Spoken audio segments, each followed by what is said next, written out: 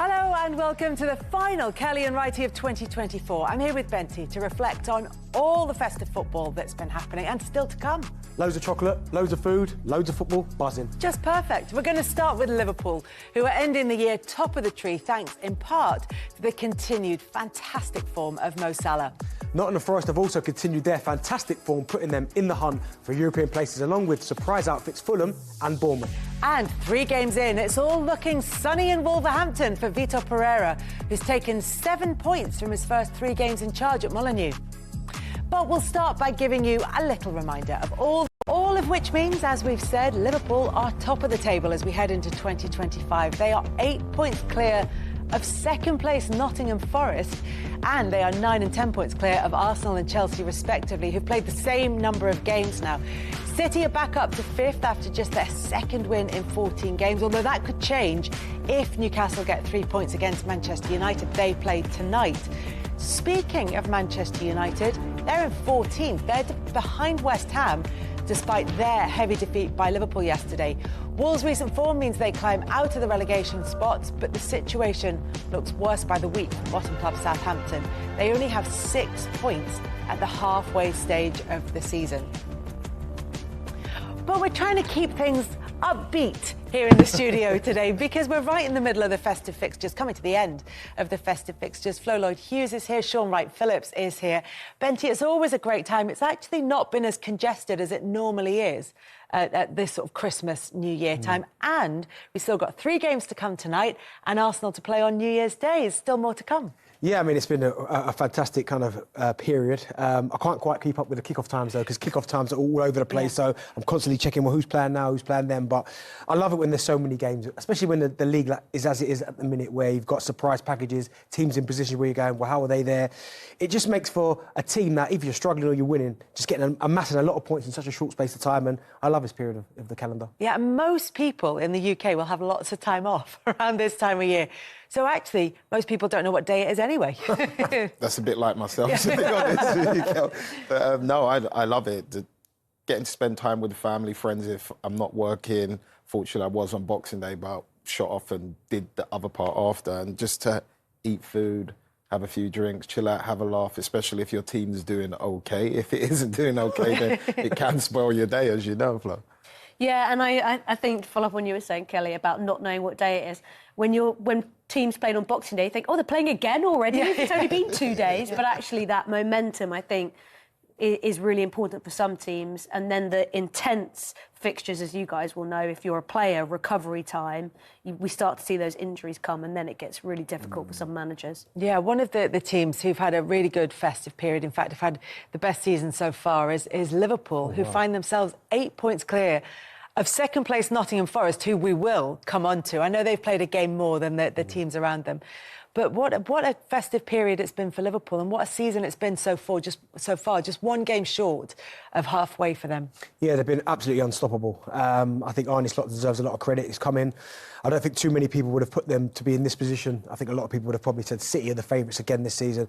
Arne Slot's kind of coming under the radar, not changed too much, kind of let the players do what they do, tweak 1 or 2 little things. But he's getting the best out of all these players. I mean, when you look at the situation Liverpool find themselves in as well, with the contract situations, these players have gone to another level. It's almost like you get players sometimes when it's the contract negotiation times. If they don't get what they want, they're down tools. They go, do you know what, enough's enough. Their players, probably the 3 best players who've performed this season, Salah, Van Dijk and Trent. It's been superb for Liverpool. And at the minute, it's theirs to lose. I know people have said, well, it's not quite over yet, we're only halfway, but I can't see anyone stopping this train anytime soon because Salah looks like he's going to score every single time. Defensively, they're rock solid. They're getting goals from midfield. The blend in midfield is good as well. I just think the only thing that could derail Liverpool this season is injuries. And you don't want to see any players get injured, but that's the only thing I can see because at the minute, they're just full steam ahead. Do we reassess this squad now? Because when Jurgen Klopp was leaving, it's like, well, they're going to have to make some changes, maybe going to have to freshen things up. There were a lot of grumblings when Chiesa was the only signing over the summer, and actually he hasn't featured for Liverpool. So do we reassess the quality of the squad? No, I think that quality that's in there, and I think for whatever reason, the way the manager has them playing, you're seeing the best of all those qualities. I think they've had 10 or 11 players that scored within the Premier League season. And normally teams that have that many goal scorers do go on to win the Premier League. They're not just relying on Salah. So as well as he's playing, there's still no pressure on him to score that important goal because other players are popping up and doing it, whether it be Curtis Jones, whether it be Jota, Diaz, Darwin Núñez, they're all chipping in. And when you're not leaking as many goals as well, like you're in the driving seat and it's all down to them now. Yeah, clean sheet yesterday against West Ham, which they will be grateful for. I think it was something like 9 goals conceded in their previous 4 or 5 games for Liverpool. So that defence had just started, even though it was the second best in the league behind Arsenal's, it just started to look as though it was, perhaps was a little bit vulnerable. But to pick up on Sean's point about the goals, 5 different goal scorers against West Ham as well. Yeah, and especially players like Cody Gakpo, who I think a lot of people were excited to see when he arrived last season, but we probably didn't see enough of him or see the best out of him. But now under Arne Slot, he is just coming to his own. The link-up play between him, Diaz and Salah. I mean, the way that I think that Slot has made them just so much more free-flowing going forward, the way that players can drift inside, push ahead, play beyond and play in each other. They have so many ways that they can hurt opposition teams, and that makes them so difficult to play against. And then you've got the form of someone like Mohamed Salah, and that just takes it to a whole nother level. Do you know what it is? It's almost like when you look at the 3 positions up top, obviously one set in stone, and that's that right-hand side, that's Salah. He plays week in, week out regardless.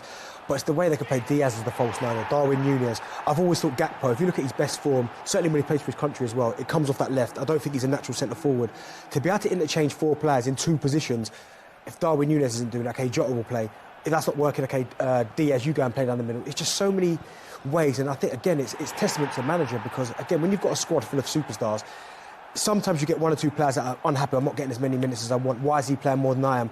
Every single time they get an opportunity to play, they take it, and as I said, I really think, by injuries, I just don't see who can live with that front 3 because they've just got so many options in so many different positions. Whichever that front 3 is. And that's what I think is quite interesting about how he's used his forward players, is that, as you said, some of them have benefited from maybe playing out wide and sometimes playing through the middle, whereas Cody Gakpo, who moved around a lot under Jurgen Klopp, Jurgen Klopp, is now actually more than likely going to be playing out on the left-hand side and coming in. And so he's got a more fixed, but even if it's not fixed within the game, but he's got a more fixed starting position. He has.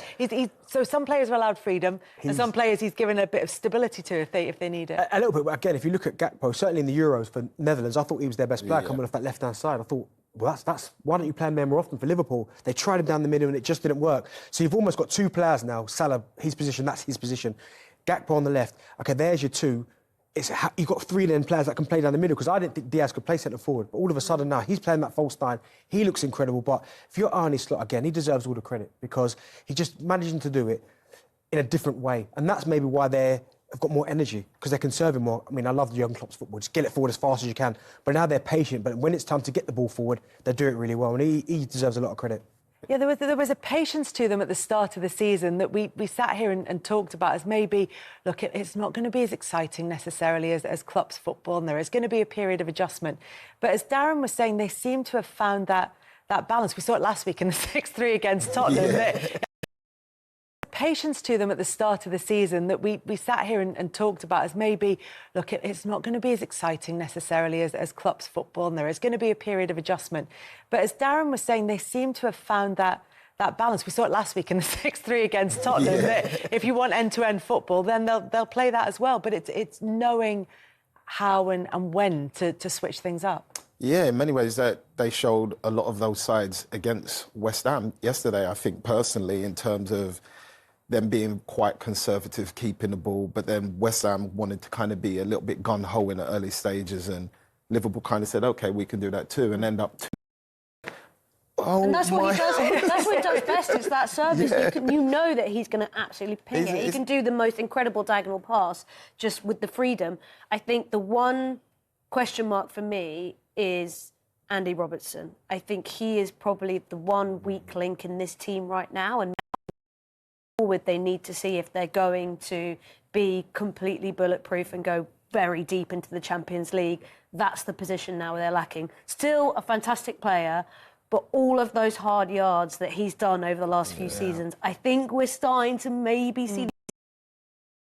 But all of those hard yards that he's done over the last few seasons, I think we're starting to maybe see the impact of that, which is really difficult. And he doesn't have easy games for Scotland either. No, so international level, they are tough he's run games. ragged all the time. But also another player that Slot's kind of made into a 2.0 is Curtis Jones, who is now in this incredible advanced role and is keeping players like Cole Palmer completely quiet. That, I think, is just, I mean, it's amazing. Do you know what? Done there. Gravenberch is the one. That's the one, because he was someone I looked at and I wasn't quite sure where his best position was last season, but you could see that there was something there, the stride, the way he take the ball this season. He looks like Patrick Vieira. I'm not trying to put him on the same level. In the style of. In the style of. You know, people will get carried away. And he said what? But no, I think in the style of it, the way he takes the ball, he adjusts his position, he reads danger, he can drive with the ball forward. And I think, again, as you made a really good point about Trent, is that he knows by going in there, not only can he get back to his position, Gravenberch is more than willing to get himself back in there to help him out as well. So I think Gravenberch, the transition from where he was to now, I think that's the biggest danger, he can drive with the ball forward. And I think, again, as you made a really good point about Trent, is that he knows by going in there, not only can he get back to his position, Gravenberch is more than willing to get himself back in there to help him out as well. So I think Gravenberch, the transition from where he was to now, I think that's the biggest in their Liverpool squad. And he'd played that way in the Netherlands, which obviously Arne Slot will know about, and there is that kind of what we think of as that Dutch system that those players have grown up in. Probably no surprise that Gakpo and Gravenberch are two of the players who are flourishing. Other thing that he's managing to do, at least at the moment, and the January transfer window is about to open, is keep those contract talks and the questions that he's asked about them quite light. It doesn't feel like it's something, certainly not the impression that he gives. We don't know what's going on behind closed doors. But it doesn't feel like something that's weighing particularly heavy on him. It's not necessarily how we're used to seeing managers deal with this kind of situation. Yeah, what's quite interesting is it seems to be the players doing a lot of the talking and not the manager in regards to those conversations. So obviously Salah is asked about a lot. He posted on social media. He had that mix zone moment with some journalists. Van Dijk has also talked about it in interviews, which is really interesting that they're the ones like taking up a lot of the narrative and conversation. And the manager is being asked about it, but being very neutral and sort of taking it out of his hands. And obviously, they're conversations that are above him, those negotiations. At the moment, all of those players have been offered something, and now it's up for those negotiations to continue. But I do think it's interesting, essentially, leaving the players to have the power, because, like we've seen with Salah, he's in amazing form, but he's been quite vocal in his kind of comments about what he wants and how far away the two sides are. So if it wasn't for that form, it could be a very different narrative. But he is playing so well that you're not even really talking about the other side of it. That's the thing. Far away is exactly the phrase that he used when he was asked about, you know, we know you're not going to tell us about what the actual situation is, but do you hope to have news soon? And he went, no, we're very far away in terms of what we're talking about. But in terms of the numbers that Mohamed Salah is putting up, I mean, it is just incredible. It's a goal or an assist every 50 minutes, which is, you know, extraordinary in terms of what he's contributing to the side. He's up there in terms of, you know, that every season he's scored 20 goals, and he's across all competitions, and he's already reached that now for Liverpool. 17 of them coming in the Premier League, 13 assists in that time. It's just reaching the numbers that he's reached consistently throughout previous seasons. He doesn't look like a player who's about to turn 33 and have a big drop-off, does he? No, I mean, certainly when he celebrates and takes his top off and you see the pats are just there. But, do you know what? I have never heard people talk so much about a player taking every pundit talks about Mohamed Salah taking his top off, and they're like, what? But he's really working out. He's doing well. Fair play to him. No, he clearly looks after himself because he's in phenomenal shape. But, I mean, you're someone there who's consistent. For me, in that position, he's the best in Premier League history. If I'm picking an all-time 11, he's in it in that position because consistency, the numbers. And it shows how important he is, because when you talk about managing minutes and the amount of game minutes that players play, it doesn't really matter with him because he seems to play every single minute of every single game. But it must be a manager's dream because you know exactly what you're going to get. When you're plotting a Premier League season, you go, right, where am I going to get my goals going to come from? You almost go, do you know what? He'll look after himself. He'll get his 20. Now, where can I get the other, I don't know, 60, 70 goals to get to what I want to achieve? But he's been fantastic. I would give him the contract. You have to be careful by throwing everything at him because as players, you know what it's like, right? He gets that, then Virgil comes in, well, he got that, so I need this. Trent goes, well, hold on, you're giving it to them. And that's where you can get a little bit of friction amongst the squad. But I just think for what he's doing now, he's not let his standard slips, and he deserves to get the contract he wants because he's been that good since he got here. We've been talking about this a little bit throughout this season, and I'm still not sure if there is a definitive answer to this. But can it benefit Liverpool having 3 players who are out of contract in the summer? Not long term, but for this season, you've got 3 players who are looking either to make a big bang in their final season or who are playing for big contracts. Yeah, I think I've always found it strange that it got to this point, to be honest, originally. I think I normally understand it, it's like one or the other one runs out. But to have 3 of your key outfield players in a position like that, I think it's going to be hard for the club to make it work with all 3. I would see more of a 2 stay and 1 go. But in terms of just how it goes, like, I just, for me, hope Salah stays. It's the most enjoyable player I've seen play with a consistent smile on his face since he's been here. Yeah, this year he looks like he's actually enjoying everything. He missed the target yesterday and he was raging, but he was smiling, He's not with on, a rage. I mean, I wouldn't say as far as a charm offensive because he's always been very polite, very amiable.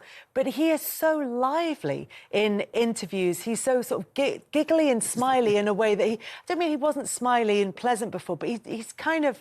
He's very bouncy. There's a kind of twinkle in him. Yeah, it's like he's got another step in the way everything's going. I think it's delightful. I'm enjoying every minute of it. Yeah, he seems much more chatty than he's ever sort of been, and maybe that's the confidence that his team have given him to be actually really transparent with the conversations that are happening, because often, as you guys will know, some players are advised to keep their cards quite close to their chest and don't reveal what's going on in negotiations. But with Salah, since the beginning of the season, it's been very... We are going to be on the offensive with the narrative. We are going to control the discussion. And maybe that's actually more freeing for him because it doesn't have to be so much kind of smoke and mirrors and quiet negotiations. It's very much, I'm going to tell the people what's happening, and maybe the pressure's off them because I'm going to say that and then let my football do the talking. Well, he clearly wants to stay. Because you don't make up this amount of noise if you don't say anything, people might go, well, we're guessing. But the fact is, like, we're miles away. I think he's desperate to stay. And I think it would be a waste if he was to go. Again, no disrespect. Say he went to Saudi. I think he's far too good of a player at this stage of his career to almost... I mean, he should be playing in the Champions League every season, competing for Premier League titles. He's shown that desire and that hunger that he wants to stay at Liverpool and continue to win things. He's all about breaking records as well. So he wants to break goal-scoring records. I think if he was to leave now...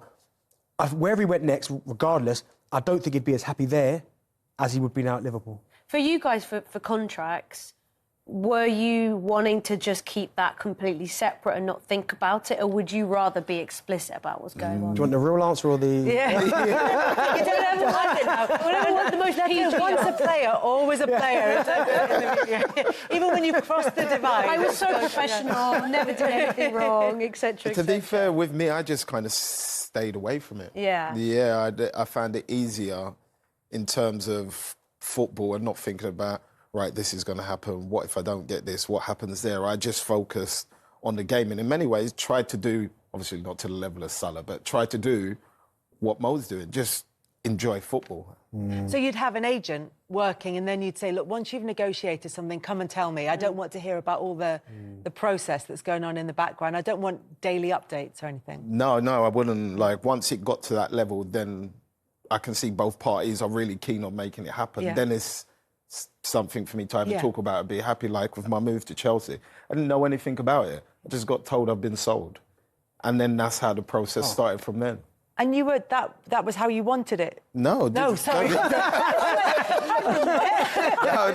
But I mean, just in football, that's the way it can go. You were so focused but on the moment. I was so focused on just being a City player as a kid, as long as I possibly could. Yeah. When that sell came, I was at a pre-season friendly match, and they told me before the game that you've been sold and the car's waiting for you outside. And that's the flip side of it. We look at players and talk about player power and how much influence they have and how much they're talking about their own contract negotiations. But the other side of it is that the clubs decide what they want to decide, and a player's future is determined by those decisions. There is one big factor at playing, you talked about the possibility of injuries for Liverpool. Obviously, Alisson was out for a long time. Joe Gomez was injured in the game against West Ham yesterday, so there might be concerns there. For Arsenal, when we're looking at the challenge, we know Chelsea have got this huge squad that they can pretty much change things around for their European games. For Arsenal, though, the big concern is Bukayo Saka, who posted a traditional thumbs-up picture from a hospital bed, but it's not good news for Arsenal. And we can't say how bad it's going to be because we have no real data to go on because he's missed so few games for them. Yeah, I mean, it's so disappointing for him because he's playing as well as anyone this season. No, maybe his numbers are miles behind Saka's, and OK, fair enough, but he's been playing really well for Arsenal. But it was almost like, not that it was coming because you hope it doesn't come, but when you look at the amount of minutes that he's played at such a young age, and that's not just for club, that's for country as well. At some point, he was going to break down. You don't go your whole career playing this amount of minutes and then think it's all going to be OK. But the fact that he's got this hamstring injury, it's a massive, massive blow for Arsenal because it was Odegaard first and Arsenal's form wobbled a bit. He's just as integral, if not more integral, because he draws 2-3 players and then that creates a space for somebody else. He's always ever present. Again, he's another one of those players in your team you don't have to worry about. OK, Saka's on that right-hand side, so we need to figure out the other two positions. But now it's a case of someone else having to step up. Now, we haven't seen it yet. Gabriel Jesus, the last week and a half has been brilliant, but we haven't seen him for like a year or so, a couple of seasons playing at that level. Martinelli's been so inconsistent. Wanyeri can play out there, but it's not his natural position. Sterling's picked up an injury as well. So all of a sudden, you start looking at the bodies that Arsenal have got and you start thinking, well, can they maintain a Premiership run, Champions League run? They're in the semi-finals of the EFL Cup. FA Cup's going to start. It's a really worrying time, obviously, if you're an Arsenal player or connected to the club, but they've got to find a way to do it because, unfortunately, there's no excuses. They played Brentford on New Year's Day. Chelsea also in action this evening, and they're within a point of each other, despite the injury to Saka and that wobble when Odegaard was injured. And Chelsea just keeping pace with Arsenal as the title race hots up, but right in the mix. And we have... That's Arne Slot's record in all competitions since taking over from Jurgen Klopp in terms of the league. One more game to go and then we're at the halfway stage. Liverpool lead by 8 points already. And it's going to take an exceptionally good team to reel them in and some loss of form from Liverpool. Tim, I wonder from your point of view, from a manager's point of view, is the key the fact that he's actually changed so little? He's just done a little bit of tweaking here and there rather than any great revolution. Yeah, I think so. The tweaking has come with Gravenberch, for instance. He's playing in that 6th position, gives him a little bit more balance and poise. Everyone was speculating he needed a player in that position. He's found one, and he was already at the football club. I think he's got a calm demeanour about him, doesn't get too high, doesn't get too low. We love Jurgen Klopp, but he was a big character, and then what I felt, for one, I was thinking, well, you don't want to follow him in there, but he's done it like a duck to water. I mean, he's absolutely magnificent the way he's took it. Everyone's happy at the football club. We've got 3 players, huge players. We keep talking about them out of contract. We're not talking about that really. You know, there are whispers about it. But as soon as they keep winning, no one will even talk about that until the time comes where they sign their new deals or they leave the football club. I tipped up Arsenal, didn't I? And I think I was sitting on here, but I've seen them live now. I went to the Tottenham Hotspur Stadium and saw them live, and I'm going to change my mind. It's theirs to lose. I mean, they are so strong off the bench as well. The firepower what they have. Mo Salah is a little genius. I mean, incredible. Van Dijk is like the player we saw 2-3 years ago. And Trent Alexander-Arnold, we're using them 3 as an example. He passes it better. He's like there with David Beckham with his range of passing. And they balance what they have through the midfield. And like I say, the firepower, the goals come from all different angles, not to mention the best goalkeeper in the world in Alisson. I can't see anyone getting anywhere near him. And the fact that he's such a different character to Jurgen Klopp is actually a positive, isn't it? Because if he came in, and not by design, but he just were a sort of mini Klopp in the terms he was very voluble and very volatile and at times controversial, it'd be easy to compare him. But because he is so different in character, you know, he's just doing it his own way. He's just quietly going about his own business. Yeah, one player that Tim didn't mention, Luis Diaz, I think he's starting to remind me, I mean, same but different in the way Firmino played the game. He's a different sort of player because he's tricky, but he's got a good football brain and he knows how to play the position. But yeah, I agree. I think the tweaks come from the style. I think the tweaks come from keeping hold of the ball a lot more patient, where Jurgen Klopp always said about heavy metal football. Be very interesting at the end of the season when you see distance covered, what the difference is between a Jurgen Klopp team and an Arne Slot side. But this is Luis Diaz getting his goal. And by the way, they could have been 4 up before they got the first. So the true reflection of this scoreline could easily have been 9 or 10. I thought they were that good. Luis Diaz involved again. Mo Salah with a brilliant bit of trickery. And alluding to your point there, Mark, as well, and it's difficult to second-guess the players and ask them how they're feeling, but they might just respond to a different voice, a calmer voice, where Mo Salah might like it a little bit more. Curtis Jones might like it. Klopp was brilliant, but it must have been quite exhausting. Yeah, but he had intensity about him, and he'd shout at the likes of Curtis Jones or shout at all of them. And all of a sudden, we've all played, me and Tim, in front of different managers or 4 different managers, and some respond differently, and some might respond a little bit better with a calming influence, more of an arm around the shoulder, tell them that they're great, put them in better positions, ask them and tell them to be a little bit more calm and enjoy the football, because as Tim said, when you look through the spine of the side and you look at every one of them, I mean, they're flawless. They're flawless in the Champions League. It's only Forest that's beat them in the Premier League. And they could have literally, if they wanted to today, I reckon they could have scored. I reckon they could have come away from this game thinking, we could have scored 9 today. Yeah. They had chances in the first half and 4 or 5 in the second. Don, he's the icing on the cake. I mean, he's incredible. Salah. The numbers what he's put up since he's been into the Premier League is just incredible. But he's smiling again. All of a sudden, I saw him growling. I saw him arguing. And it was at this stadium when he was arguing. Yeah, you with remember Jurgen the famous Klopp. bit about, I better not say what I want to say. Well, I Him done a out of Liverpool. contract. I thought it was the beginning of the end for him at Liverpool. I really did. I'd done a Liverpool comms in COVID, and obviously there was no fans in the stadium, so you could hear everything that was being said. And Jurgen was very vocal towards Trent, and Trent shouted back at the manager, and I thought, ooh, that looks a little bit sort of different, but they respected each other and they obviously loved each other. Maybe you should just start seeing now a group of players who are just absolutely enjoying their football, and Tim's nailed it. You're looking at like Mo Salah and Jota and anyone, Diaz, go through right across the team. They're loving playing game. I mean, Gakpo's having his best season in Liverpool show, isn't he? There's a great example. Yeah. You know, a calmer Arne Slot to Gakpo. Yeah. He's got him playing at a completely different level. He threatens a goal every time he plays, doesn't he? You know, he certainly, I stuck him and captained in my fantasy team. I mean, because he always affects the game. He drifts in from the left-hand side. He's not just in there to deliver crosses. He drifts inside and he threatens. Every time goals you've seen there, where they're going from the heart, they're going straight from the width of the goal, trying to thread passes through. You see Diaz trying to thread through. An easy pass there, but he tries to thread one through. It rebounds off the defender and he's in the middle of the goal and he just smashes it in the back of the net. They penetrate at every opportunity. Look, that's quite a list to be on top of, isn't it? It says it all about Salah's contribution to the Do you know, I asked team. Mark, I asked him before, and it's a great pub debate when you're in the pub with your pals and you're chatting. And if you stood all the 3 of the players, you stand Van Dijk and Salah and Trent, all right in front of you, and you could say to 100 people, who do you think should be first? Who would you sign first? I'm in the Virgil camp.